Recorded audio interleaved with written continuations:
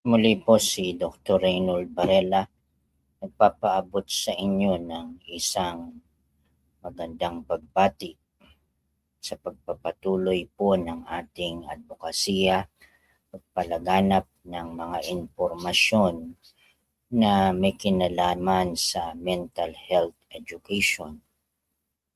Sa punto pong ito at pagkakataon ay nais ko pong bigyang kasagutan marahil lang itinatanong nila, no?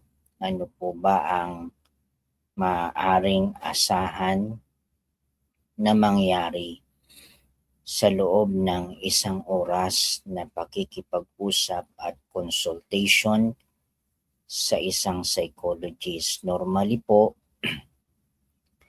ito po ay maaaring magtagal ng maraming konsultasyon sa isang psychologist. I cannot specify po kung ilang beses silang dapat magkita, no? Depende po yan dun sa personalized na program, intervention program na i-disenyo o i-develop, i-customize ayon dun sa pangangailangan ng kliyente. Kaya kung ang tanong po natin ay ilang beses ba, hindi po natin masabi ng may katiyakan o mabigyan ng exact na numero kung ilang ulit ba dapat magkita, no? Ang isang psychologist at isang client sa kanilang therapeutic consultation. Kaya po ang ating pwede lamang pong masabi ay maaaring iba-iba ito. Depende po dun sa kalagayan ng kliyente, dun sa severity ng kalagayan na kanyang nararamdaman. Usually po, may mga kalagayan na kailangan ng tulungan ng psychiatrist, psychologist upang mabigyan ng karampatang tugon yung kondisyon na nararamdaman ng isang kliyente. Sa katanungan po na ano po ba ang posibleng mangyari sa isang oras na pakikipag-usap o consultation sa isang psychologist, yung mga hindi pa po nakakaranas ay totally blank kung ano ba talaga ang pwedeng mangyari, so sa pagkakataong ito ay bibigyan po natin ng idea kung ano po yung posibleng mangyari sa loob ng isang oras na pakikipag-usap o consultation natin sa isang psychologist. Mga nauna ko pong pagpapaliwanag, ito po ay base sa kung ano pong framework o theoretical framework ang gagamitin ng psychologist sa kanyang pakikipag-usap. Kung ang psychologist po ay sanay po sa pamamaraan ng CBT o yung tinatawag na cognitive behavioral therapy, may istruktura po na sinusunod na pwedeng mangyari sa loob ng isang oras. Minamaximize niya yung oras, ginagawa niyang manageable ang lahat ng dapat mapag-usapan at ma-achieve niya kung ano ang dapat ma-achieve doon sa particular na session na yon. So sa isang oras po, usually nagsisimula yan kung gagamit po ng cognitive behavioral therapy, may istruktura po na sinusunod. Una po dyan ay yung tinatawag nating review o yung pag-check ng mood ng client. Periodically, sa tuwing nagkikita sila ng psychologist, ay inaalam nung psychologist kung ano yung emotional state na nararamdaman ng client right at that particular moment at the very beginning ng session, at kanya pong pinaplat yun, kanyang nire-record, kanyang minomonitor yun periodically para nakikita niya kung may nababago ba, nag-i-improve ba dun sa emotional state na nararamdaman nung kanyang kinakausap o binibigyan ng therapy. Katapos po ng mood check ay review po nung napag-usapan nila nung nakaraan, review nung therapy notes, pagbabasa nung therapy notes na naisulat nung client, maging nung mga therapy notes na isinulat nung psychologist. Ibig pong sabihin nun, habang ongoing po yung usapan between the client and the psychologist, ay parehas po silang may notes. Meron po silang note-taking na ginagawa kung ano yung napag-uusapan nila. So, re-reviewin po nila yun right at the very beginning for purposes ng recollection at ma-reinforce yung bagay na binigay nung nakaraang session po, kung nagbigay po siya ng action plan o minsan po tinatawag na assignment. Hindi karaniwan po assignment, pero hindi na po assignment ang tawag kasi nga merong stigma about assignment.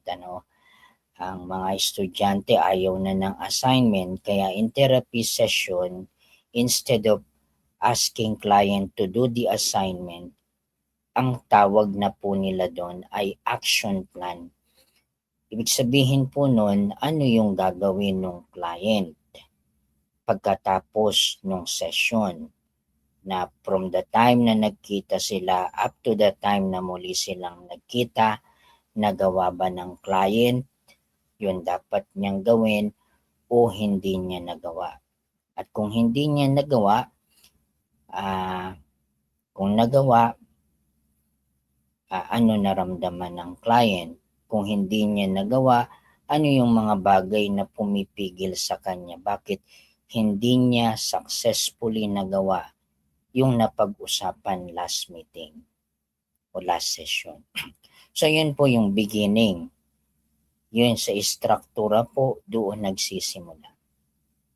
And then, pupunta po yan doon sa agenda. May agenda po yung session.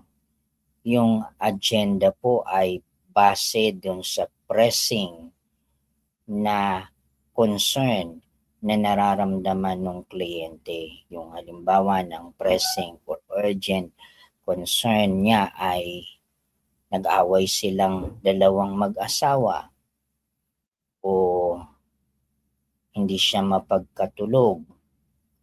So yung pinakamabigat na concern nung client na bumabagabag sa kanya must be put in the priority, in the list of agenda na dapat mabigyang pansin ng psychologist. So, Dahil isang oras lang po yon, hindi pwedeng mag-tackle ng maraming agenda. Kung kaya tatanungin ng psychologist sa kanya, ano yung pinaka-pressing concern na gustong mapag-usapan ng client. So, dito po, sa pag-uusap sa agendang ito ay napaka-importante po yung kakayahan ng psychologist na ma-identify yung problema, mabigyan siya ng empowerment, collaboratively mapag-usapan nila at mapagtulungan nila na makahanap sila ng mga posibleng solusyon. So may iba't iba pong mga techniques and strategies na i-apply dito sa loob ng pag-uusap ng pressing concern ng client na yun nga po dun sa agenda. So, yan po ay talagang yung oras na ilalaan ng psychologist dyan ay talagang minamanage niyang mabuti in a very practical and clever way yung oras na walang segundong dapat masayang dun sa pakikipag-usap niya sa client. Kaya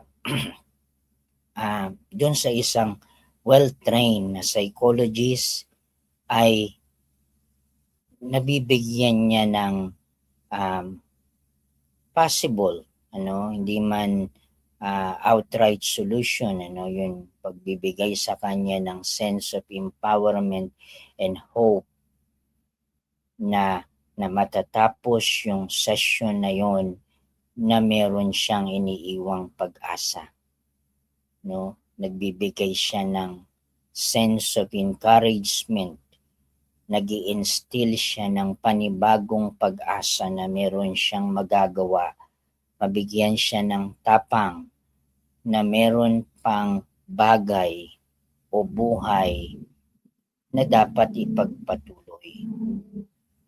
So dito po yan, nangyayari sa usapan ng agenda. And then, sa bandang huli po yung tinatawag pong soliciting feedback. Yung solicitation of feedback po ay itatanong ng psychologist sa kanya, meron ba kung nabanggit sa iyo na o meron ka bang bagay na gustong sabihin na hindi mo nasabi sa akin? Meron ba kung nasabi na nagbigay sa iyo ng labis na pag-iisip o pag-aalala?